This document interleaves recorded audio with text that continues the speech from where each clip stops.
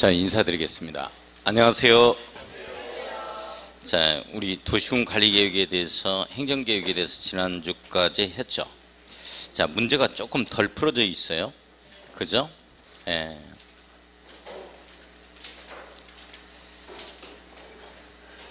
자, 우리 19쪽인가요? 19번인가요? 52쪽. 52쪽 19번부터 나가죠? 예, 여기 몇 문제 풀고 바로 오늘 정상적인 진도 용도 지역제에 대해서 들어가겠습니다. 자, 52쪽 갑니다. 자, 19번 보면 국토의 계획 및 이용에 관한 법령상 관리 지역을 도시지역으로 변경, 밑줄 그어요. 용도 지역의 변경이죠. 자, 용도 지역의 변경은 도시군 관리 계획의 내용입니다. 그렇죠? 가로 열고 도시군 관리 계획이라고 딱 쓰고 도시군 관리 계획 이렇게 딱 써요. 그러니까 도시군 관리 계획에 있어서 수립되는 이 절차와 관련된 내용 중에서 옳은 것은 뭐냐? 가장 옳은 것은 이 내용이죠. 자, 1번 보면 공청회가 없어요. 도시군 관리 계획은 공청회 있다 없다? 없다. 공청회 X. 그래서 틀린 지문이고, 2번은 사전에 관계 행정기관의 장과 협의에 동그라미 쳐요. 협의 심의를 거쳐서 결정되는 거죠. 협의는 있습니다. 협의라는 용어는 있다. 일단 협의에 동그라미 치고. 자, 요건 맞아요. 2번. 3번 보면 도시적으로 변경 결정고시는 일간신문에 게재하는 게 아니고, 일간신문 지워요. 관보 또는 공보입니다. 시도지사, 대도시장은 지방자치단체의 공보에 고시하고 결정해서 고시하는 거죠. 국토교통부 장관이 결정했다면 관보에 고시하는 거죠. 관보 또는 공보에 게재하는 방법에 의한다. 이렇게 들어가 줘야 돼요. 자, 4번은 특별시장, 광역시장, 시장군수는 30일 이상의 기간을 정하여, 이 부분을 지워야 돼요. 30일 이상의 기간을 정하여 관계 서류를 일반이 열람, 네모에 꼭 별표 쳐요. 우리 도시군 관리계획은 구속적 행정계획이다 보니까 항상 열람하게 만들어야 됩니다. 따라서 30일 이상의 기간을 정하여 하면 틀려요.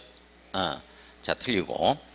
자, 5번에 국방상 기밀을 요한다고 인정되는 때는, 국방상 국가안전보장상 기밀을 요하는 때는 기초조사만 생략 안 되고 무조건 전부 다 생략이 가능하다 그랬죠.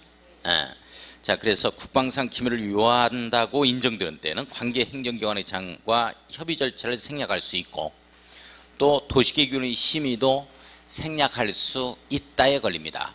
자, 일단 정리 다시 한번 해보면, 경미하다 하면은 무조건 다 생략입니다. 그래서 입안에서 바로 결정고시 가는 거죠. 자, 그러나 국방상 국가안전보장상 기밀을 요한다 할 때는 기초조사는 생략을 못해요. 뭐 원자력 발전소를 만들어낸다 할 때 집안이 약한 지역에 만들어내면 안 되니까, 지진이 자주 발생되는 지역에 기초조사는 생략이 안 되고, 국방상 국가안전보장상 이 말 나오면 싸그리 다 기초조사만 제외하고 생략이 가능합니다. 주민의 의견 청취라든지 또는 협의심의 이런 걸 생략이 가능해요. 생략할 수 있다. 자, 20번 문제 갑니다. 법령상 도시군관리 결정의 효과에 대한 설명으로 옳은 것은 뭐냐? 이렇게 돼 있죠. 지금 다 틀렸다는 얘기죠. 1번을 보면 도시군관리 결정의 효력은 지독한 날 효력 발생. 지독한 날, 지정되면 고시한 날, 밑줄 그어요. 지독한 날 이렇게 들어가는 거죠. 다음 날 들어가서 빼먹었어요. 다음 날 참 이거 들어가서 틀렸죠. 이걸 빼먹어야 돼요. 다음 날 지우고, 지독한 날 효력 발생입니다.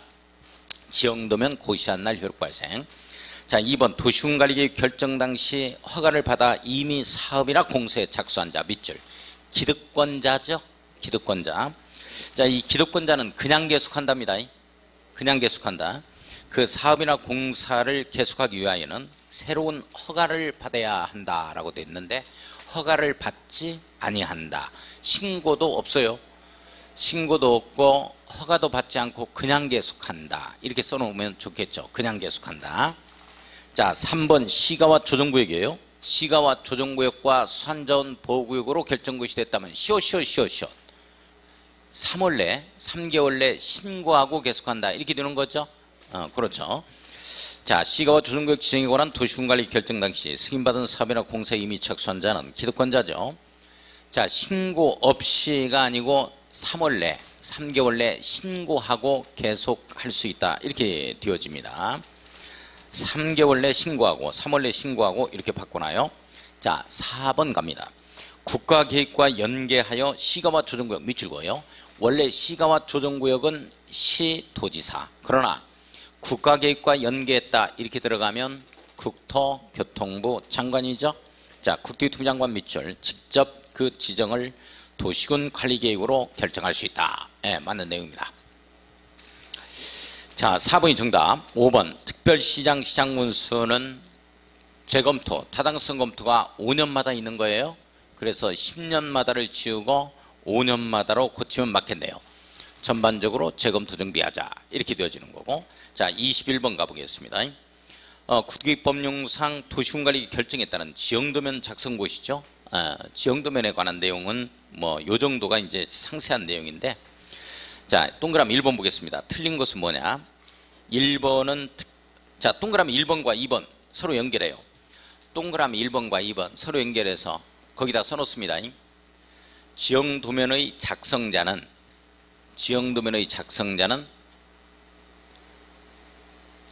입안권자이다 이렇게 써놔요. 지형도면을 작성하는 자는 입안권자입니다. 지형도면의 작성자는 입안권자이다 이렇게 써놔요.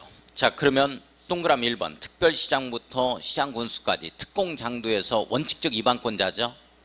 밑줄 한번 쫙 긋고, 그 다음에 2번 국토교통부 장관 도지사 특공장도에서 국토교통부 장관 도지사도 입안권자가 될 수 있죠. 예, 그래서 요자가 지형도면을 작성합니다. 예, 맞는 내용이에요. 자, 3번 보면 시장군수는 지형도면을 작성하면 결정권자의 승인을 받도록 되어 있어요.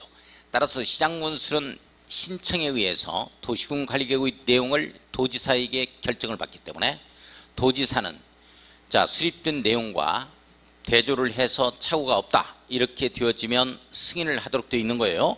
그래서 시장군수는 밑줄 지형도면을 작성하면 도지사의 승인 네모에 꽂았습니다. 도지사의 승인을 받는 건데 중요한 게 뭐냐면 가로 안에 내용이 중요해요. 자, 첫 줄 끝에 지형도면 뒤에 가로 열고 지구단위 계획구역의 지정 또는 변경과 지구단위 계획 수립은 제외한다는 표현 나와 있죠. 자, 요거는 밑줄 긋고 별표 쳐야 됩니다. 이거는 도지사의 승인을 안 받아요. 왜 그러냐? 자기가 직접 결정권자가 되기 때문에 그래요.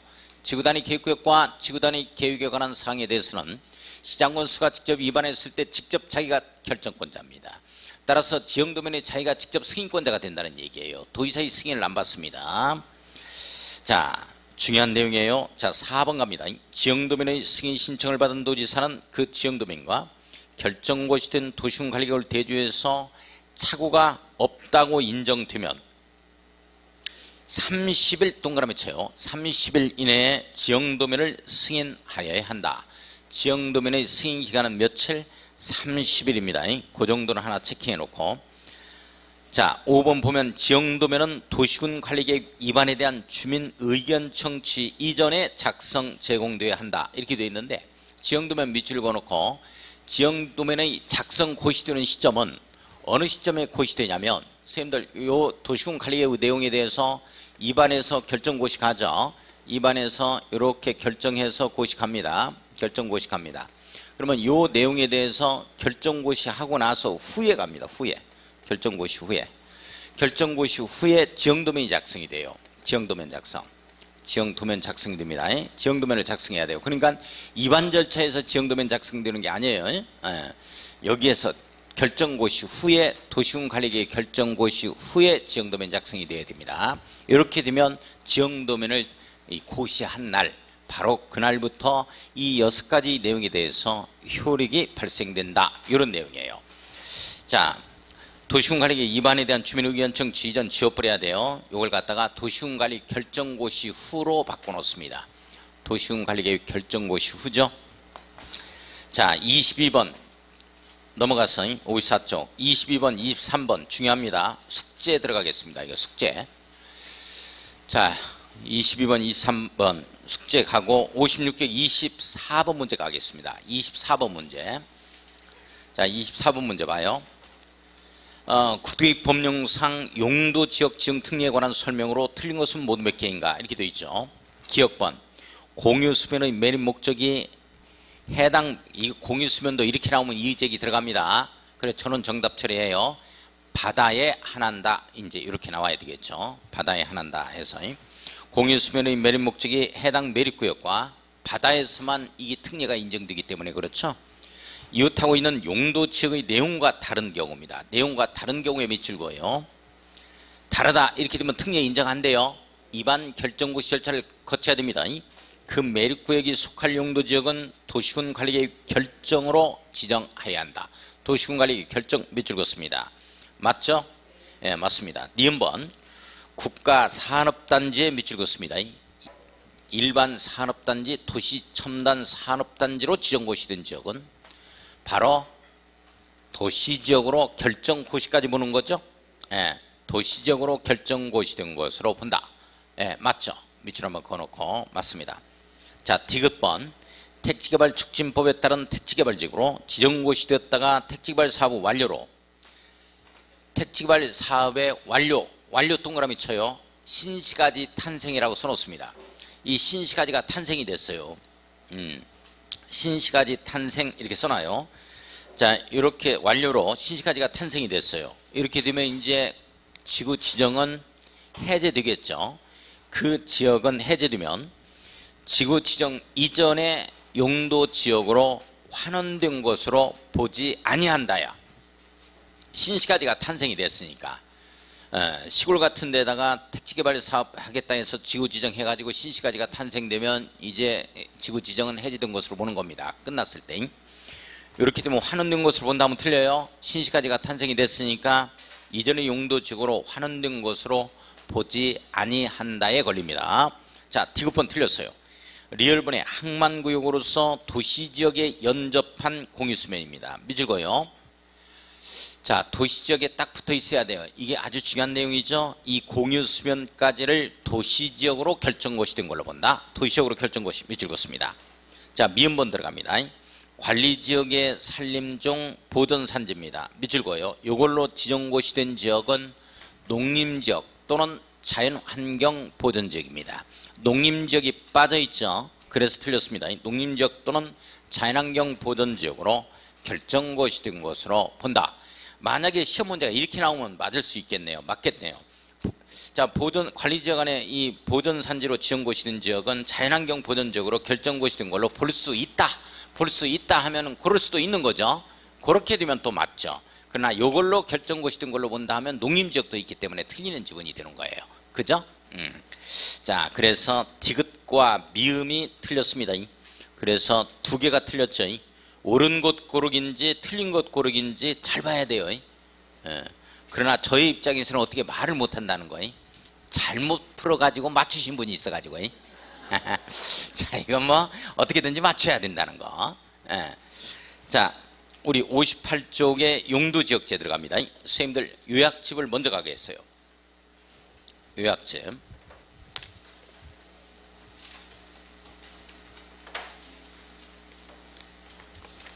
자, 21쪽입니다.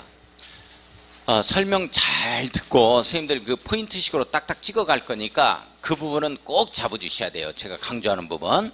예. 요약집의 21쪽 봐요. 문제집이 아니고 요약집입니다. 어차피 아무거나 봐. 어차피 모르는 건 뭐 그냥. 어차피 눈 감고 있으려면 똑같은 거예요.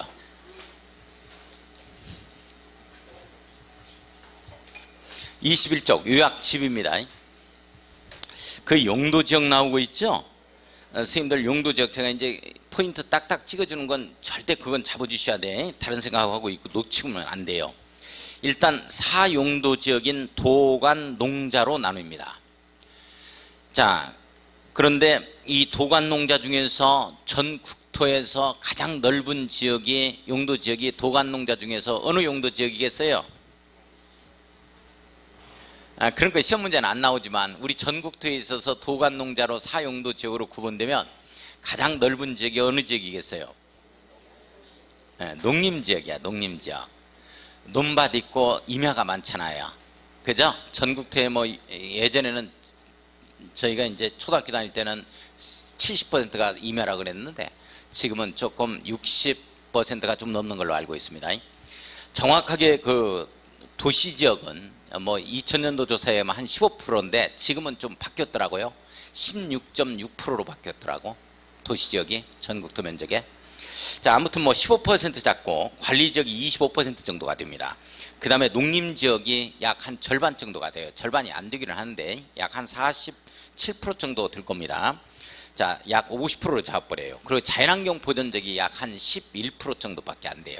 10% 정도밖에 안 됩니다. 그래서 농림지역이 가장 넓어요. 논밭 있고 임야 있다, 산 있다 하면 농림지역이다. 이렇게 이해를 좀 해주시면 됩니다. 자, 한번 보겠습니다. 도시지역은 다시 도시지역과 관리지역은 세분이 되어지죠. 더 나눠지죠. 자, 그런데 농림지역과 자연환경 보전지역은 세분이 안 된다는 거. 요거 정리하고 그 다음에 도시지역은 주, 상, 공, 녹으로 다시 나누죠. 자, 그런데 주거지역을 보니까 전일준으로 나뉘어져요. 전일준, 전용 주거지역, 일반 주거지역, 준주거지역 이렇게 나오죠. 그죠? 전일준 나눕니다. 자, 여기서부터 포인트 잡아야 돼요. 전용 주거지역이라면 양호한보, 전양보 이렇게 잡았죠. 기억나나요? 전양보.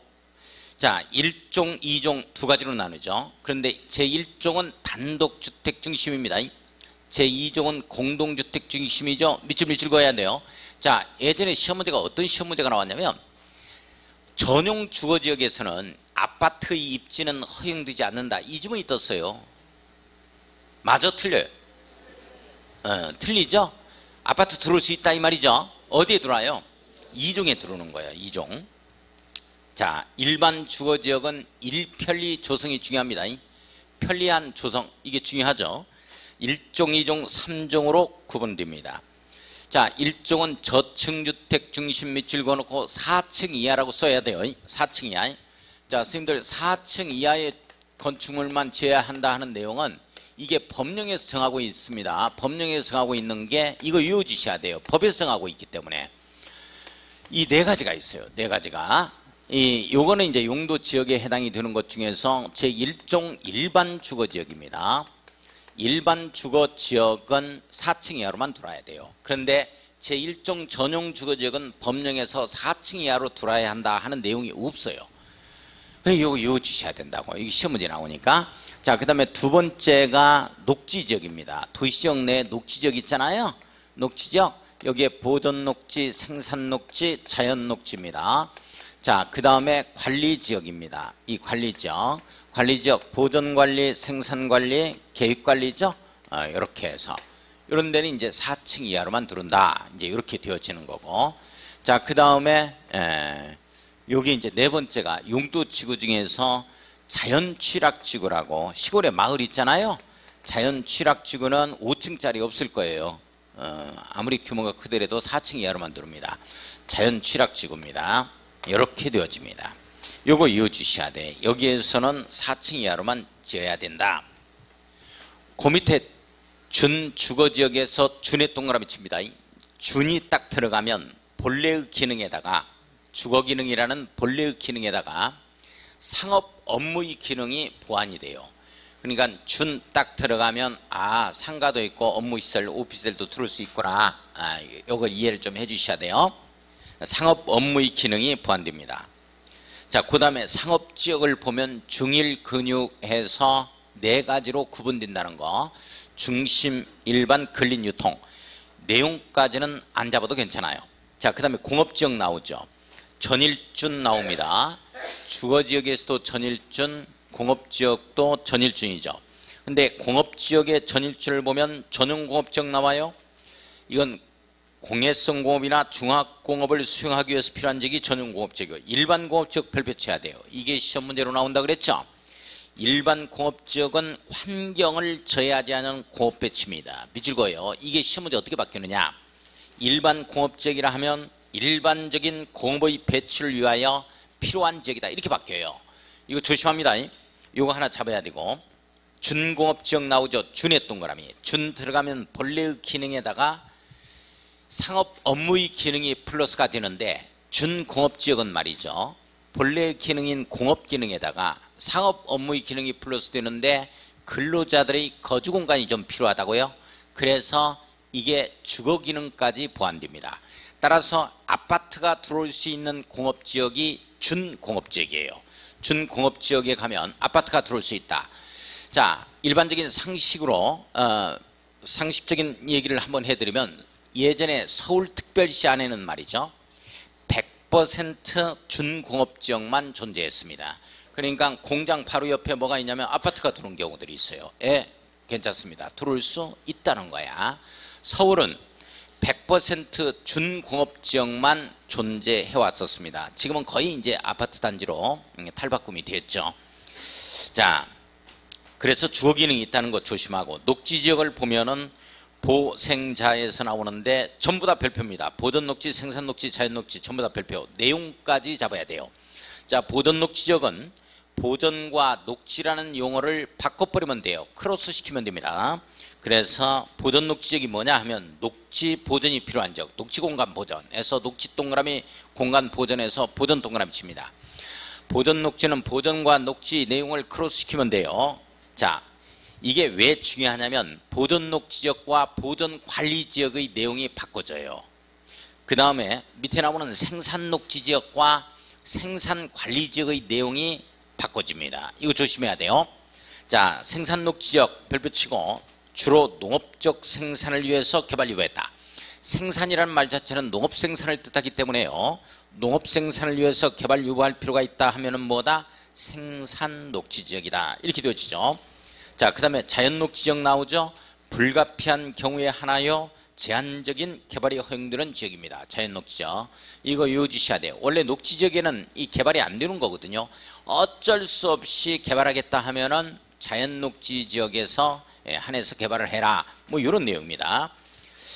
자, 그래서 이제 우리 자연녹지지역이다 하면 우리 도시개발법에 들어가면 말이죠. 계획관리지역과 이 자연녹지지역은 광역도시계획이나 도시군 기본계획이 수립이 안 됐다 하더라도 도시개발 사업을 할 수 있다 해서 도시개발 구역으로 지정할 수 있다 해서 배우게 되어지는 겁니다. 자, 그거 잡아야 되고, 그 다음에 관리지역을 보면 보생계 이렇게 나오죠. 계획관리, 생산관리, 보전관리 전부 다 별표입니다. 이거 잡아주셔야 돼요. 자, 계획관리지역은 도시적에 준해서 관리가 필요한 지역이고, 생산관리지역은 농림적에 준해서 관리가 필요하고, 보전관리지역은 자연환경 보전지역에 준해서 관리가 필요하다. 이렇게 되어지는 겁니다.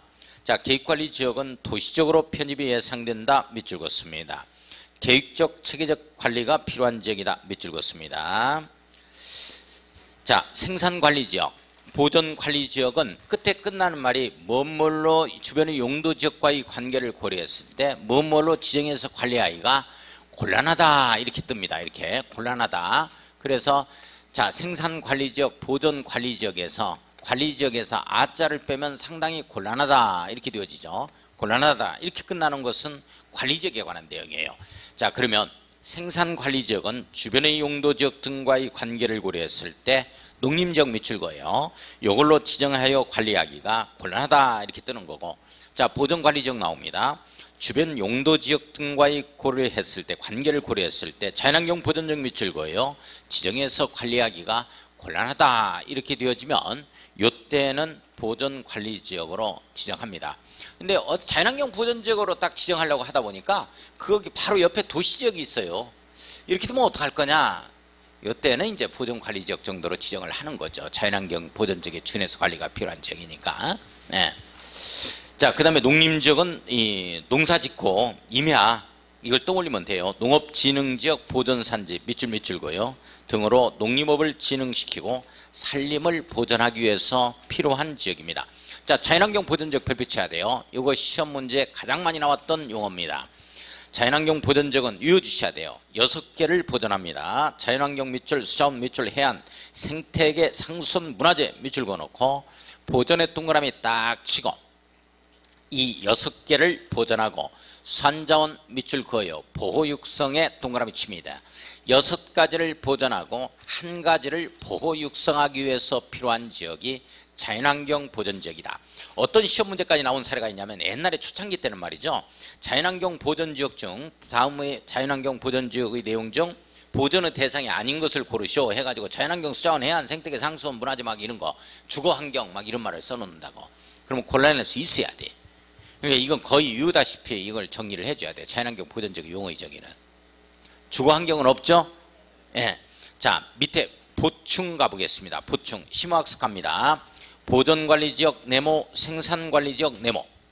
자, 이걸 뭘로 바꾸느냐? 보전 녹지지역과 생산 녹지지역으로 바뀝니다. 이리 바뀌면 안 돼요. 자, 관리지역 두 가지죠. 계획관리지역 빼고. 자, 무슨 관리, 무슨 관리? 보전관리지역과 생산관리지역. 다시 무슨 관리, 무슨 관리? 보전관리지역과 생산관리지역이죠. 자, 내용 한번 들어봐요. 잠깐만. 이런 내용이요. 원래 전 국토에 있어서 행위제한은 건축행위제한 등 이건 누가 하는 거냐면 전 국토에 있어서 관리권을 국토교통부에서 가지고 있다고요. 그래서 국토교통부에서 행위제한을 하는 게 원칙입니다. 그런데 보전관리지역과 생산관리지역 이 두 곳에서는 말이죠. 이 개발을 목적으로 해서 지정을 하는 게 아니고 보전 목적으로 자꾸 보전하려고 그 지역을 보전하려고 각종 지역 지구 등을 지정하는 자가 있어요. 이런 자가 보전과 관련되어 있는 즉 농림축산식품부 장관, 환경부 장관, 해양수산부 장관, 산림청장 이 네 명이거든요. 그러니까 국토교통부 장관은 개발하려고 주로 하는 것이고 주로 이제 보전 목적으로 구역 등을 지정하는 자들이 있어요. 이런 자들이 중앙행정기관의 장이 전 국토에서 행위제한을 할 수 있는 게 아니고 건축행위제한을 딱 두 군데에서만 할 수가 있어요. 이게 바로 보전관리지역과 생산관리지역인데 국토계획법률로 행위제한을 하는 게 아니고 자기네들 법률로 행위제한을 할 수가 있어요. 자, 지금부터 한번 들어가 보겠습니다. 자, 무슨 지역과 무슨 지역에서만 해당 사항이야? 보전관리지역과 생산관리지역에서만 해당 사항입니다. 대하여 농림축산식품부 장관, 해양수산부 장관, 환경부 장관, 산림청장입니다. 보전 목적으로 주로 지역 등을 지정하는 자죠. 요자가 농지보전, 자연환경보전, 해양환경보전 또는 산림보전에 필요하다고 인정하는 경우에는 자기네들 법률로, 국토계획법률로, 그렇지, 자기네들 법률로 농지법, 자연환경보전법, 야생생물보호 및 관리에 관한 법률, 해양생태계의 보전 및 관리에 관한 법률, 산림자원의 주성 및 관리에 관한 법률, 이거 뭐 이거는 거 아니에요. 자기네들 법률로 이렇게 해석하는 겁니다. 자, 밑줄 그어요. 건축물이나 그 밖의 시설의 용도 종류 및 규모 등을 제한할 수 있다. 밑줄 그어놓고 행위제한이라고 딱 써놓습니다. 한마디로 행위제한할 수 있다. 원래 행위제한 하면은 이 국토교통부 장관인데 국토교통부 장관이 빠진 주로 보전 목적으로 지역 등을 지정하는 자가 있어요. 이러한 중앙행정기관의 장이 자기네들 법률로, 국토계획 법률로, 자기네들 법률로 딱 두 군데에서만 행위제한을 할 수가 있어요. 이 두 군데가 바로 뭐다? 보전관리지역과 생산관리지역이다. 자, 넘어갑니다. 그 정도 이해하고 넘어가서 22쪽. 재료의 건폐율 용적률이라는 표현 나오고 있죠. 자, 위에서부터 건폐율 이거 무조건 암기입니다. 이거 암기 죽어도 못하겠다 하면 이거 오래 가지고 가야 돼요. 시험장 복사해서. 자, 암기 써놔야 돼요. 이거 무조건 시험 문제예요. 외워주셔야 됩니다. 55에 6657 이렇게 나오는 거죠. 상업지역 들어가면 갈팡질팡 이렇게 갑니다. 공업지역이 철철철이죠. 자, 그 다음에 개사 계획관리지역만 40%, 나머지 이렇게 되죠. 개사 이렇게 되어집니다. 자, 오른쪽에 용적률 상한치만 외웁니다. 하한치 필요 없어요. 하한치는 시험 문제 나온 사례가 없기 때문에 그래 하한치는 의미가 없어. 지방자치단체 조례로 요 밑으로는 안 된다 이런 내용이거든요. 그래서 상한치만 잡아갑니다. 자, 상한치가 100에서부터 시작하는 거죠. 150씩 올라가요. 100, 150, 200, 250, 300, 껑충 500. 껑충 500이죠. 500% 동그라미 칩니다. 자, 준 주거지역의 용적률의 상한이 500입니다. 500이라는 것은 대지면적의 5배까지 올라갈 수 있다. 이런 내용이죠. 자, 상업지역에 들어가니까 1000을 더해서 1500. 여기서부터 마이너스 200씩 빼는 거죠. 그래서 1500, 1300, 1100, 900인데 뒤집혔다. 걸린 상업지역이 900입니다. 유통상업지역이 1100이고요. 자, 300에서 왜 껑충했느냐 하는 내용이죠. 300부터 다시 이렇게 되죠. 300, 350, 400입니다. 400% 동그라미 쳐요. 자, 준주거지역은 500, 준공업지역은 얼마? 400. 따라서 어느 용도 지역이 더 높은 건축물이 올라간다? 준주거지역. 이렇게 되겠죠. 자, 그 다음에 생자개만 100점 맞고, 생산녹지, 자연녹지, 계획관리지역에서 생자개만 100점 맞고 나머지 모두 80점. 이렇게 들어간다 그랬죠. 그죠? 예. 자, 용적률의 상한 80. 그 다음에 보면은 보충, 제일 밑에 보충을 봐요. 거기에 제일 밑에 1, 2번 나오죠? 1, 2번 묶어놓고 별표 쳐야 돼요. 이거 암기해 줘야 됩니다. 암기. 성장 관리 방안을 수립한 계획관리지역. 원래 계획관리지역은 40%인데 성장 관리 방안을 수립했다 이렇게 되어지면 10%를 완화받습니다. 따라서 50%까지 받아요. 50% 동그라미 치고.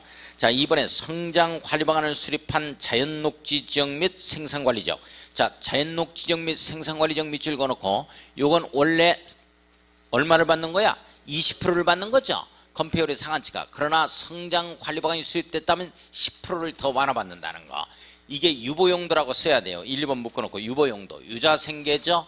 유자생계, 자연녹지, 생산관리, 계획관리입니다. 유자꽝꽝.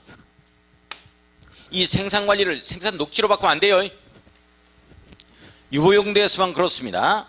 자, 23쪽에 둘 이상의 지역 등에 걸치는 경우 이렇게 나와주죠. 자, 둘 이상의 지역 등에 걸치는 경우, 하나의 대지가 지역 등에 이 걸치는 경우죠.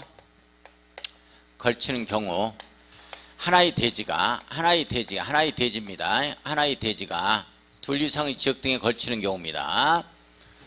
자, 정리해 주셔야 돼요. 국토의 계획 및 이용에 관한 법률인 국토계획법에서 한번 나오고, 이게 건축법에서 한번 나와요. 자, 그러면 이걸 어떻게 해석할 거냐? 이 내용이 국토계획법률에 나오면 국토계획법률의 행위제한을 적용받고, 건축법에 나오면 건축법의 행위제한을 적용받는다. 이렇게 정리해 주시면 돼요. 간단하게. 자, 그러면 국토계획법률에 나오는 거 원칙이 어떻게 되느냐? 눈 좀 떠봐. 자, 봐요. 자, 이게 가장 작은 규모가 330제곱미터 이하가 되어진다면 100평을 기준으로 합니다. 물론 상업지역의 띠모양이다 이렇게 되어지면, 상업지역의 띠모양이죠. 띠모양이다 이렇게 되어지면 이런 때는 200평을 기준으로 합니다. 660제곱미터 이하를 기준으로 하죠. 이런 게 하나가 있다 이렇게 되어지면, 이때는 첫 번째 건폐율하고 용적률이 있잖아요. 건폐율과 이 용적률은 이것은 가중평균으로 갑니다. 가중평균하자 이렇게 갑니다. 자, 그 다음에 기타 행위제한은 기타입니다. 기타 행위제한이죠. 제한하면 건축계획 제한이다 이렇게 생각하면 돼요. 가장 넓은 쪽으로 갑니다. 가장 넓은 쪽으로 갑니다. 가장 넓은 쪽의 행위제한을 적용받아요. 그러니까 가장 넓은 쪽은 아파트 지을 수 없고, 거기는 아파트 지을 수 있다. 이렇게 되어지면 작은 면적에서는 아파트를 짓지 못한다는 거죠. 아파트를 뭐라 그랬어요? 넓은 쪽에서 아파트 지을 수 없고 작은 쪽에서 아파트 지을 수 있다면 그것도 넓은 쪽의 행위제한을 적용받으니까 작은 쪽도 아파트 지을 수 없다. 이런 내용이에요. 넓은 쪽으로 한다는 거. 자, 가장 넓은 쪽의 행위제한을 적용받습니다. 건축법에 가면 330제곱미터 100평 이하가 되든지 넘어지든지 아무 상관없어요. 무조건 과반이 속하는 쪽으로 가버립니다. 과반이 속하는 쪽. 자, 대지가 이 과반이 속하는 쪽이죠. 속하는 쪽에 있어서 이 건축법을 적용받습니다. 건축행위를. 건축법 적용받아요. 과반이 속하는 쪽이다 이렇게 딱 잡고, 여기는 국토계획법률은 330제곱미터 100평을 기준으로 한다 이렇게 잡고, 자, 예외적으로 하나의 건축물이 고도주기에 걸치게 되어지면 건축물 및 대지 전부에 대해서, 대지까지도 그렇습니다. 건축물만 고도주기에 걸치면 대지까지도 그래요. 건축물 및 대지 전부에 대해서 고도주기의 행위제한을 적용받습니다. 그런데 건축법은 이 내용이 없어요. 왜 이 내용이 없느냐 하는 거예요. 우리 고도주기에서의 행위제한은 도시군, 오늘 배웁니다. 오늘 배워요. 고도주기의 행위제한은 도시군 관리계획에 의해서 최고 한도를 초과하는 건축물을 건축할 수가 없다라고 행위제한을 하고 있습니다. 따라서 도시군 관리계획이라는 것은 건축법상 나오는 행정계획이 아니고 국토계획법상 나오는 행정계획이기 때문에 여기에만 기울되고 있습니다. 건축법은 이 내용이 없어요.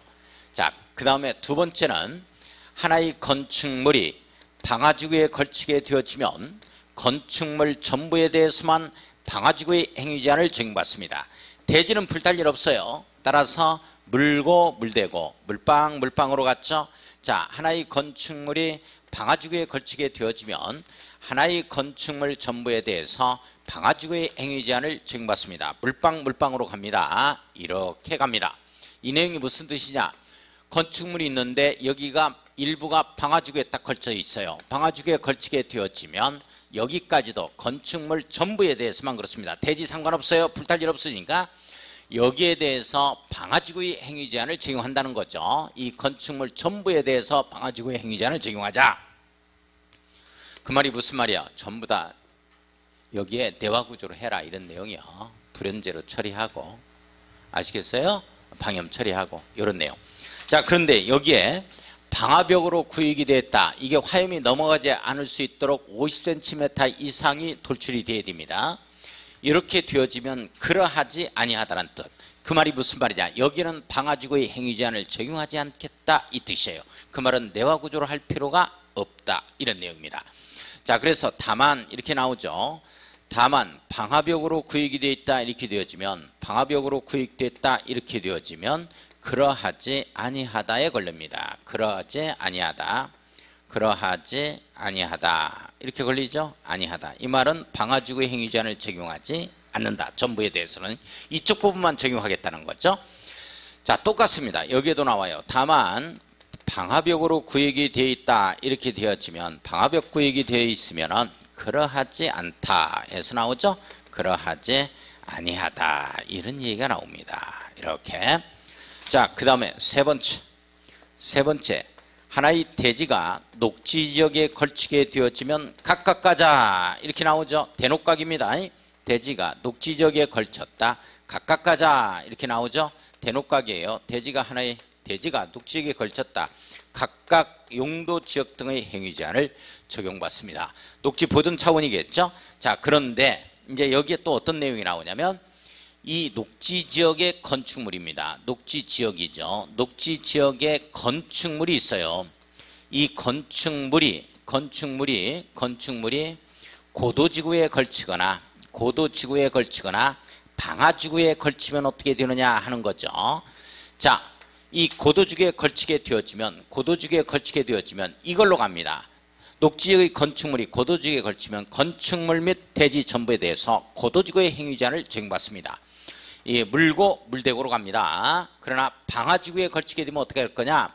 녹지지역의 건축물이 방화지구에 걸치게 되면 이 건축물 전부에 대해서만 방화지구의 행위제한을 적용받습니다. 이걸 적용하여 물방. 자, 여기도 똑같이 나와요. 여기에도 녹지지역에 있어서 녹지지역이죠. 녹지지역의 건축물입니다. 녹지지역의 건축물이죠. 건축물이 이게 방화지구에 걸치면, 여기는 고도지구가 없으니까요. 방화지구에 걸치면 어떻게 되느냐 하는 거죠. 이걸로 그대로 갑니다. 대지가 녹지지역이에요. 녹지지역의 건축물이 방화지구에 걸치면 건축물 전부에 대해서만 방화지구의 행위제한을 적용한다에 걸립니다. 끝. 자, 일단 넘어가요. 문제풀이는 문제집에서 충분히 하겠습니다. 24쪽. 요약집에 24페이지 갑니다. 요약집에 24페이지. 용도직별 건축제한 이렇게 나오죠. 허용행위 열거방식, 제한행위 열거방식 이렇게 나와요. 이게 지금 원래 전부 다 우리는 이 허용행위 열거방식을 썼거든요. 여태껏. 그러니까 건축할 수 있는 건축물만을 규율해 놓고 있었어요. 그러면 이제 건축할 수 있는 건축물을 허용행위 열거방식이라 그러고 파저티브라고 얘기를 합니다. 그 다음에 이 제한행위 열거방식, 건축할 수 없는 건축물을 제한행위 열거방식 네거티브라고 얘기하는데, 우리가 처음에는 전체적으로 전부 다 이게 건축할 수 있는 건축물을 규율해 놓게 된다고, 제1종 전용주거지역부터 자연환경 보전지역까지 건축할 수 있는 건축물을 규율해 놓고 보니까 토지 용도가 상당히 높은 땅값이 비싼 곳, 이걸 충분히 이용을 해야 되는데, 거기에서 어떤 문제점이 생기냐면 건축할 수 있는 건축물을 딱 규율해 놓고 있으니까 우리 건축법의 용도에 목욕 장 이렇게 나옵니다. 이게 이제 62년도에 법이 만들어진 거거든요. 62년도는 탕의 개념이 아니에요. 펄펄 걷는 이 탕에 몸을 담그고 있고 이런 건 생각지도 못합니다. 그냥 칸막이만 해가지고 세면장처럼 우리 세면장처럼 물을 끼얹는 목욕을 했어요. 그래서 목욕장이라는 개념을 썼는데 지금까지도 목욕장이야 이게. 지금까지도. 그러니까 목욕탕 하겠다 하면은 일단 허가를 내요. 그런데 찜질방 하겠다 딱 나오는 거야. 이걸 내가 허가를 내줘가지고 이게 만약에 사상자라도 화재라도 나고 하면 나는 이거 큰일 나는데. 이게 소극적으로 공무원들이 이게 임하게 되어지는 거죠. 각종 인허가 처분을 안 해줘요. 그러다 보니까 유사업종이 못 들어오게 되는 거야. 그러면 유사업종이 들어올 수 있도록 하려면 어떻게 해야 되냐면 건축할 수 없는 건축물을만을 기울여 놓게 되면 그 유사업종이 다 들어올 수 있는 거야. 들어올 수 있는 건축물 중에서. 내용 아시겠어요? 그래서 박근혜 정부에 와서 지역경제 활성화 차원에서 만드는 제도가 네거티브 방식을 만들어냅니다. 제한행위 열거 방식을 만들어내요. 그러면 건축할 수 없는 건축물인 네거티브를 갖다가 기울여 놓고 있는 건 토지이용 가치가 상당히 높은 것이에요. 이건 유효주시해야 됩니다. 준이 들어가 있는 준주거, 준주거하고 준공업지역입니다. 그 다음에 상업지역 4곳이에요. 중심상업, 일반상업, 근린상업, 유통상업지역이죠. 그 다음에 시골에 토지이용 가치가 가장 이게 높은 곳이 바로 어디냐? 땅값이 비싼 게 시골에서는 계획관리지역이죠. 그래서 계획관리지역 여기 2개, 4개, 6개 이것까지 해서 7개야. 이거 유효주시해야 돼. 이건 건축할 수 없는 건축물을 기울여 놓고 있습니다. 자, 그래서 제한행위 열거 방식에 7개 용도지역 나오죠. 준주거지역, 상업지역 4곳, 준공업지역, 계획관리지역. 이거 암기. 이거 암기해 줘야 돼요. 여기에는 건축할 수 없는 건축물을 기울여 놓고 있습니다. 나머지는 전부 다 건축할 수 있는 건축물을 기울여 놓고 있죠. 그 다음에 만약에 시험 문제가 나오면 24쪽 거기 안에서 다 나와요. 물론 조례는 제외한다 해서 항상 뜨니까 요 정도는 잡아야 되는데 이건 뭐 어떻게 외우냐고 이걸 못 외우니까 이대로 복사해 가지고 커닝페이퍼 작성해서 가야 돼. 어쩔 수가 없어. 이거 시간 너무 많이 걸리니까 이거 이유다 보면. 자, 일단 문제 풀면서 좀 한번 볼 수 있도록 하고 25쪽 갑니다. 25쪽 좀 이해를 해 주셔야 돼요. 25쪽 건폐율 용적률 제한의 특례라는 표현 나오죠. 선생님들 나와요. 예, 거기에 농공단지 70%, 자연공원 자연취락지구 60%, 국가산업단지 일반산업단지 도시첨단 산업단지 준산업단지는 80%입니다. 자, 수산자원 보호구역 개발진흥지구 중 도시지역 유의지역에 지정됐다면 40%, 개발진흥지구가 자연녹지역에 지정됐다면 30%입니다. 자, 오른쪽에 용적률은 150, 100, 180 이렇게 가죠. 이게 무슨 말이냐 하는 거야. 이게 무슨 말이냐. 이해를 해요. 이해. 선생님들 이해해 주셔야 돼. 이해하실 거예요? 안 하실 거예요?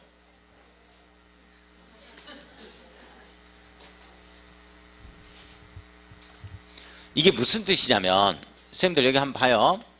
요렇게 임야가 있어요. 이렇게 논밭이 있고 여기에 이렇게 마을도 있고 이 뒤쪽으로 초등학교도 있고 전형적인 시골로 생각 한번 해봐요.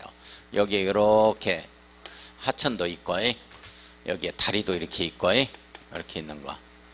자, 이거 봐요. 이렇게 농사도 짓고 임야도 있어요. 이런 지역을 우리가 뭐라 그러냐면 농림지역이라고 표현합니다. 이렇게. 선생님들 농림지역은 건폐율 상한치 얼마 받고 있어요? 20% 받죠. 계산 2. 그래요, 안 그래요? 근데 농림지역에 이런 데 가면 이렇게 해서 뭐 사육공장이라든지 플라스틱 제조공장 뭐 이런 거 모구청이라든지 뭐 이런 건 농공단지들이 들어와 있어요. 농기구 조립공장이라든지 이런 거 있죠. 농공단지 들어봤어요? 들어봤다고 하는 거예요. 안 들어봤다고 하면 어떻게 해요? 차 퇴절해 가보게. 이 농공단지가 들어오면 농림지역에 농공단지가 이렇게 들어오면 건폐율 20%를 주면 말이죠. 과다하게 농지가 전용되는 거야. 그래서 이런 데는 건폐율을 얼마 주느냐? 70% 주자. 이런 내용이요. 내용 이해 가요? 자, 우리 울산바위도 있고 설악산입니다. 설악산이에요. 설악산. 여기에 보면 울산바위 근처에 뭐 하나콘도, 현대콘도, 콘도미니엄도 있고 숙박시설이 있어요. 숙박시설. 설악산 무슨 관광호텔도 있습니다. 이런 데 가보면 이 숙박시설이 이렇게 있어요. 콘도도 있고 휴양 콘도미니엄에 요런 게 있어요. 근데 요걸 뭐에 해당이 되냐면 요런 거 자연환경 보전지역에 해당이 됩니다. 그러면 자연환경 보전지역이다 하면은 건폐율 얼마 주는 거예요? 상한치가 20% 주죠. 그러면 숙박시설 이게 하나 콘도미니엄 이런 거 들었는데 설악호텔 들었는데 이게 만약에 20% 줘버리면 이거 여기까지를 대지로 해야 되니까 울산바위까지 먹어 들어가야 된다고. 자, 그래서 이런 경우에는 자연공원 구역으로 지정이 됩니다. 자연공원으로. 이렇게 되어지면 이거 얼마를 적용받는다고 나와요? 자연공원은 60% 이렇게 나오죠? 이렇게 적용받는다. 건폐율을. 이런 내용이야. 내용 아시겠어요? 자, 그래서 우리 평동산업단지 이런 데도 보면은 논밭이 있었던 데인데 거기에다가 원래 20% 적용받는 지역인데 그게 들으면 산업단지는 80% 받는 거야. 건폐율. 그래서 창고나 건물을 지을 수 있다. 이 내용이에요. 이해 가요? 자, 그래서 이거 할 때 선생님들 제가 어떻게 갔냐면 농공단지, 농치리가 기억나요?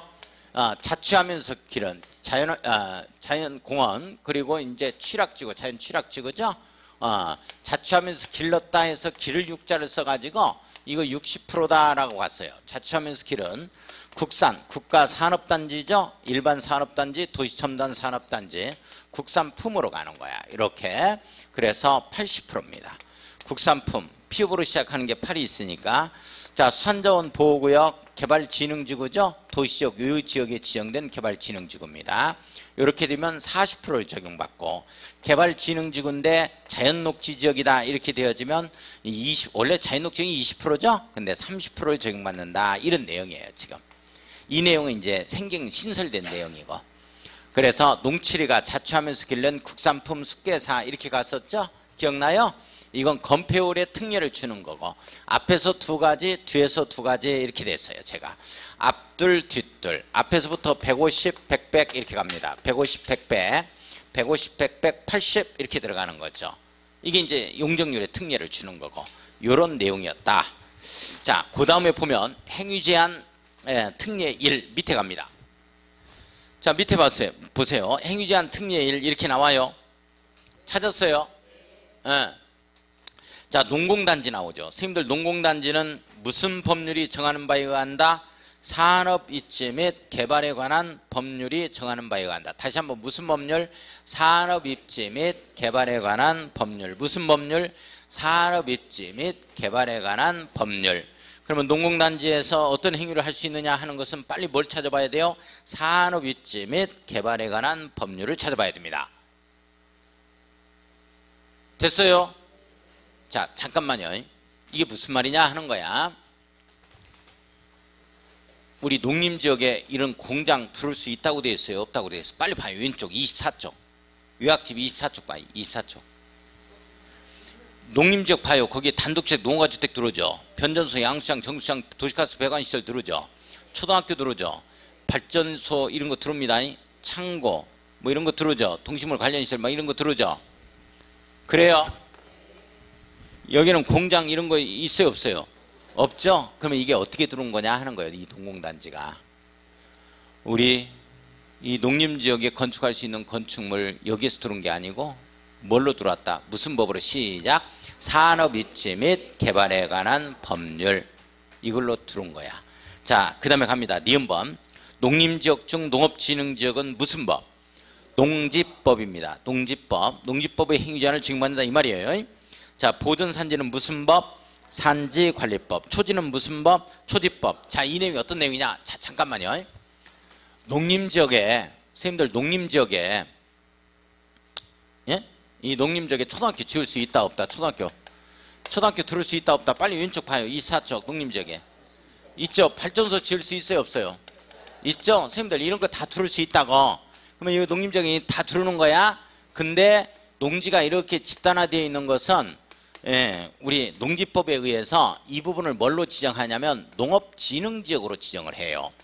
농업진흥지역으로 딱 지정하면 농지가 집단화되어 있는 이런 부분들은 농사 짓는 일만 해라 이런 내용이에요. 따라서 원래 농림지역은 초등학교 발전소 지을 수 있지만 여기에는 지을 수 있다 없다? 없다가 되는 거예요. 왜 없느냐? 이 농지법에서 못 짓도록 하고 있는 거야. 뭔 말인지 이해가? 그런 내용이야. 다시 하나만 더 설명하죠. 디귿번 봐요. 디귿번. 자연환경 보전지역 중 공원구역 나오죠. 무슨 법이에요? 자연공원법 이렇게 나오죠? 자, 잠깐만 여기 봐요. 여기 이거예요. 우리 설악산이 있는 데가 자연환경 보전지역이에요. 근데 자연환경 보전지역을 한번 봅니다. 24쪽 거기에 숙박시설 들을 수 있다 없다? 없다. 자연환경 보전지역 맨 밑에 24쪽 요약지 자연환경 보전지역 들을 수 있는 거 두 가지, 농가주택하고 초등학교만 들으죠. 근데 자연환경 보전지역 가면 숙박시설도 있고 음식점도 있어요. 그래 안 그래요?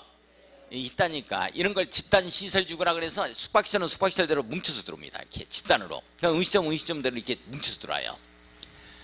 이게 왜 그러냐면 자연공원으로 지정되면 우리 용도지역의 행위제한을 적용받는 게 아니고 자연공원법 있잖아요. 자연공원법의 행위제한을 적용받아. 이걸 보면 집단시설주거라고 있어. 이런 게 들어올 수 있다 이렇게 되는 거야. 그러니까 가가지고 무슨 놈의 실무에 딱 나가가지고 돈을 버느냐 못 버느냐는 진짜 우리 시험 합격은 아무것도 아니야. 6개 법으로 하니까 이런 것도 다 찾아봐야 된다고. 이런 것도 다 찾아봐야 돼. 자연공원법을 다 찾아보면 자연공원 안에서 이게 자연환경 보전지역 내라 하더라도 할 수 있는 것들이 다 있거든. 거기서 땅이 그거 쓸모없어요 하고 땅을 저렴하게 이렇게 매입할 수도 있고 그러지. 그래가지고 꼭 필요한 사람들한테 이렇게 하고 알려주고. 그러니까 돈은 이제 누가 버느냐, 실무에 나가서 누가 더 열심히 공부하느냐에 따라서 달라 있는 거야. 우리가 이런 거 제가 이게 거기 또 한번 봐봐. 거기 뭐가 나오냐면 자연환경 보전지역 중 거기에 상수원 보호구역 이렇게 나오잖아요. 무슨 법에서 정한다고? 수도법에서. 그 다음에 지정문화재나 천연기념물 보호구역이 나오면 무슨 법에서 정해? 문화재보호법. 그 다음에 해양보호구역이 나오면 무슨 법에서 정해? 그렇지. 이제 그런 개별법이 있다는 거야. 수산자원 보호구역은. 옳지. 그러니까 자연환경 보전지역에 수산자원 보호구역이 딱 지정이 되면 여수 앞바다, 여수 밤바다인가? 여수 앞바다가 아니지? 잘못 말했지? 그 여수 밤바다 있는 쪽으로 해서 이렇게 수산자원 보호구역이 딱 지정되면 저 거제도 몽돌 해수욕장이 있는데 수산자원 보호구역으로 지정됐거든. 자연환경 보전지역 중에. 그러면 거기에 횟집을 200평까지 제가 할 수 있다 이런 얘기 했어. 그게 다 어디에서 나오느냐? 자연환경 보전지역이라면 거기에 들어올 수 있는 게 농가주택하고 초등학교밖에 안 들어오잖아요. 근데 횟집 들어온다는 말 없잖아요. 그런 것들이 다 어디에 나와 있냐면 거기에 수산자원 관리법을 보면 다 나와 있어 여기에. 그러니까 실무에 나가서 이런 법을 갖다가 검색을 해봐야 돼. 내용 아시겠어요? 그래서 이제 저기 인터넷에 그 네이버에다가 법 하나만 딱 쳐봐. 그러면 법제처 딱 나와. 국가법령정보센터 이게 제일 먼저 나와. 그걸 클릭해서 메인 화면에 딱 즐겨찾기 해놔야 돼. 그게 메인 화면 바탕화면으로 깔아놔야 돼. 그래서 늘상 거기 들어가서 좀 봐야 된다고. 봐야지. 맨날 전화기. 야 전화기가 고장난다 와 안 울려. 한번 전화 한번 해봐. 그럴 시간에 공부해야 돼. 모니터 켜놓고. 한 번씩 쭉 한번 읽어보기만 해도 대충 이런 게 들어올 수 있었지 이렇게 간만 잡더라도 이게 중계가 가능하거든요. 가능합니다 하고 제가 다시 확인해 드릴게요 하고 할 수 있잖아. 그 수산자원 자연환경 보전지역이 수산자원 보호구역으로 지정됐는데 뭘 하려고 그래요? 아무것도 못해요. 이런 소리 하면 큰일 나. 이제 당신 공인중개사 자격증 가지고 있어요? 이렇게 질문해. 자, 그러니까 그런 게 지정되면 더 좋은 거야. 지정이 안 된 것보다. 자, 그 다음에 행위제한 특례 2 이렇게 나와주죠. 그러니까 지금 이게 이제 무슨 내용이냐면 우리가 이제 쭉 이렇게 돌아다니다가 보면 차 끌고 돌아다니다 보면 시골에서 도저히 이해가 안 가는 것들이 있다고. 이런데 이런 게 들어왔네. 이런 게 들어오면 안 될 것 같은데 이런 것들이 바로 개별법에 의해서 치고 들어오는 거야. 내용 아시겠어요? 그렇다는 거. 자, 행위제한 특례 2 이렇게 한번 봅시다. 거기에 밑에 1번 도관농자입니다. 자, 도관농자로서 용도가 지정되지 아니한 지역에 대해서 용도 지역별 건축제한이나 건폐율 용적률 등의 규정을 적용할 때에 자, 행위제한이죠. 한마디로 뭐다? 행위제한이다. 이걸 자연환경 보전지역입니다. 밑줄 두 줄 별표 쳐요. 자연환경 보전지역을 관한 규정을 적용한다. 이 말은 무슨 말이냐면 행위제한을 제일로 세게 하겠다 이런 내용이죠. 자, 그러니까 시험 문제 이렇게 나왔어요. 도관농자로 용도가 지정되지 아니한 지역의 토지 소유자는 건축물의 건축, 개발행위 등을 할 수 없다 그래서 OX X 할 수 있는 거지. 어디에 준해서 할 수 있다? 자연환경 보존지역. 자연환경 보존지역 안에 건축할 수 있는 건축물을 건폐율의 20, 상한치, 용적률 80%를 적용받아서 할 수 있다. 이런 내용이거든요. 내용 이해 가요? 자, 그 다음에 갑니다. 자, 그 다음에 2번을 보면 도시적 또는 관리지역이 세부 용도지역으로 지정되지 아니한 경우에는 용도지역별 건축재해나 건폐율, 용적률 등의 규정을 적용할 때 도시적 네모였고요. 도시적인 경우에는 보존녹지역 밑줄 긋습니다. 이에 관한 규정을 적용하고 관리지역 네모였고요. 이 경우에는 보존관리지역 밑줄 그어 관한 규정을 적용한다. 아무튼 보존 목적으로 가니까 이 도시적 내 행위제한이 가장 센 곳이 보존녹지역. 관리지역에 있어서 세분이 안 됐다면 행위제한이 가장 센 게 보존관리입니다. 그래서 보존 목적으로 가기 때문에 보존녹지, 보존관리 이런 말이 걸린다는 것 이어주셔야 돼요. 그거. 자, 그 다음에 3번의 도시역에 대해서는 다음의 법률 규정을 적용을 안 합니다. 도로법에 따른 접도구역 나오죠. 접도구역 밑줄 이걸 적용하지 않고 농지법에 따른 이 농지 취득 자격증명입니다. 밑줄 그어요. 이거 발급받지 않습니다. 그리고 취득하죠. 농지를. 다만 동그라미 치고 이 녹지적은 농지로서 도시경제시설 사업에 필요하지 아니한 농지입니다. 이 개발이 안 되는 농지죠. 보존 목적으로 가겠다 하는 녹지적인 농지입니다. 이런 때는 그 농지에 대해서는 그러하지 아니하다. 이 말은 무슨 말이에요? 농지증을 발급받아야 한다. 이렇게 됩니다. 자, 그러면 58쪽 문제집으로 갑니다. 문제집. 자, 58쪽 쉬었다 하겠습니다.